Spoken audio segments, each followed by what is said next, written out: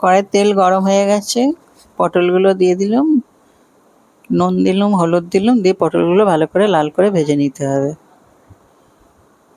পটলগুলো ভাজা হয়ে গেছে, তুলে নিলাম। তেল গরম হয়ে গেছে, কালো জিরে, কাঁচা লঙ্কা একটু ভেজে আলু পেঁয়াজ কুচানো দিয়ে দিলাম, দিয়ে আলু আর পেঁয়াজটাকে ভালো করে ভাজতে হবে।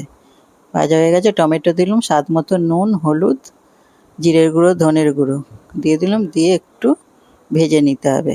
ভাজা হয়ে গেছে, এবার জল ঢেলে দিলাম।